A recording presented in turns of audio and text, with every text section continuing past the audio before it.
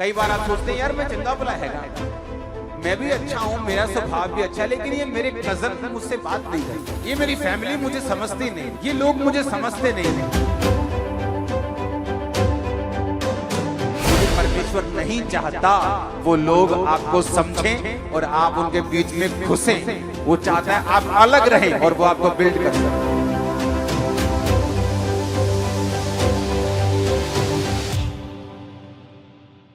जब आप मसीह में आते हैं, पहला साल बड़ा नाजुक होता है, दूसरा साल थोड़ा और कम नाजुक होता है, तीसरा साल थोड़ा और कम नाजुक होता है। जब आप 3 साल से आगे निकल जाते हैं, आप एक बड़े खतरे को पार कर जाते हैं। पहले 3 साल बड़े ध्यान से रखो।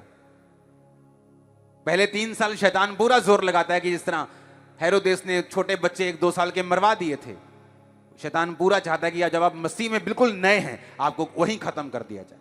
आपका पड़ोसी के द्वारा, आपके किसी रिश्तेदार के द्वारा, किसी प्रभावी इंसान के द्वारा, ए मसीह में आ गया तो कोई फायदा नहीं तेरे को, किसी भी तरह से, बीमारी से, अटैक से, किसी भी रीति से वो चाहता है आप दूर हो जाएं।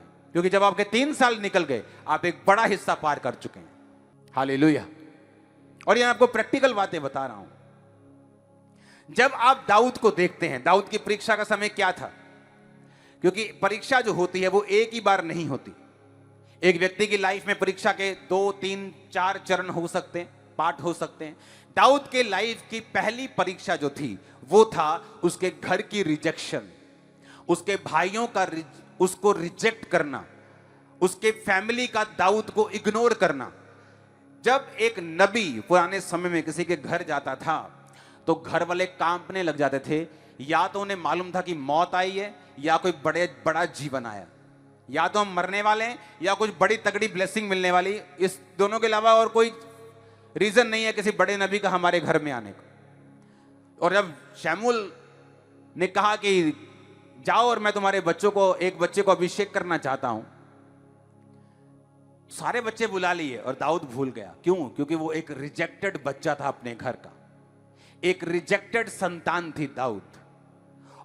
क्यों वो रिजेक्ट हुआ? कई बार आप सोचते हैं यार मैं चंगा भला हैगा, मैं भी अच्छा हूं, मेरा स्वभाव भी अच्छा है, लेकिन ये मेरे कजन मुझसे बात नहीं करते, ये मेरी फैमिली मुझे समझती नहीं, ये लोग मुझे समझते नहीं। क्योंकि परमेश्वर नहीं चाहता वो लोग आपको समझें और आप उनके बीच में घुसें। वो चाहता है आप अलग रहें और वो आपको बिल्ड कर सके। और जैसे ही दाऊद अलग रहा तो क्या हुआ? घर वालों ने ऐसा काम दे दिया जो बिल्कुल ही दूर है, जा भाई भेड़ बकरियां ले जा चरा।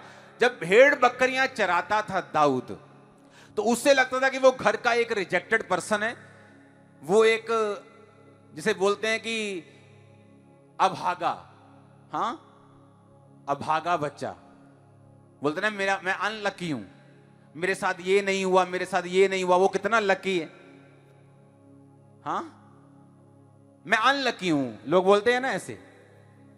तो दाऊद अपने आप को अनलकी कहने की बजाय वो उस जंगल में रहा, भेड़ बकरियों को चराते चराते उसने गोफन चलाना सीखा, और वही गोफन गोलियत को मारने के काम आया, और वही गोलियत को मारना उसकी मिनिस्ट्री की शुरुआत थी और उसके मशहूर होने की शुरुआत थी।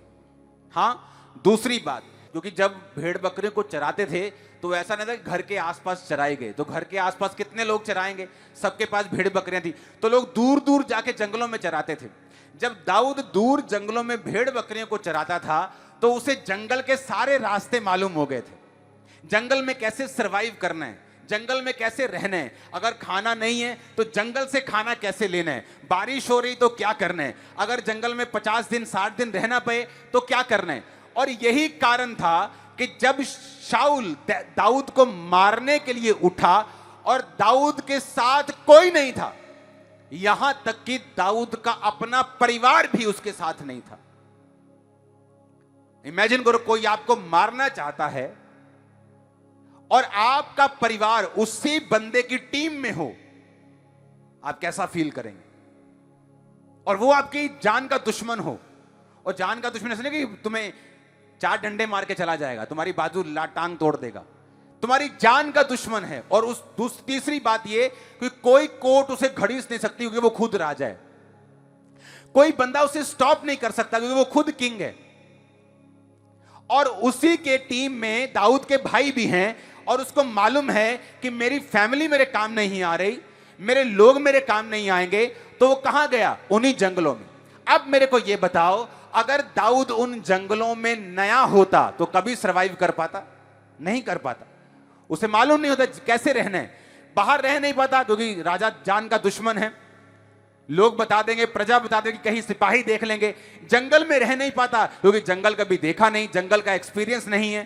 तो इसीलिए परमेश्वर ने वो भला किया कि दाऊद को अपने परिवार से रिजेक्ट करवाया, दाऊद को जंगलों की सैर करवाई, सालों साल उसको जंगलों में रखा, ताकि जब परमेश्वर का रियल पर्पस आए दाऊद कामयाब होकर वापिस आए। आमीन। इसलिए मैंने क्या कहा, वो मेमोरीज, वो थॉट्स, वो यादें, वो प्रोसीजर, वो परिस्थितियां जो परीक्षाओं के दिनों में पड़ी थी, जब आप हाईएस्ट लेवल पे होंगे या किसी अगली परीक्षा में होंगे, आपको याद आएंगी और आपको सुरक्षित रखेंगी, आपको बचा के रखेंगी, आपको नेक्स्ट लेवल के लिए तैयार करेंगे। आमीन। ऊंचा चाहिए चर्च मेरे को। हालेलुया। लेकिन क्या आप परीक्षाओं में खुदा के साथ वफादार हैं या नहीं? क्योंकि हर एक की परीक्षा अलग है। मेरी ब्लेसिंग अलग थी, मेरी परीक्षा अलग थी। आपकी ब्लेसिंग अलग है, आपकी परीक्षा अलग है। आपके पड़ोसी की परीक्षा अलग है, आपकी पत्नी की परीक्षा अलग, आपके पति की अलग, आपके बच्चों की अलग है, आपके चर्च के लोगों की अलग, आपकी अलग, आपके मां की अलग, बाप की अलग।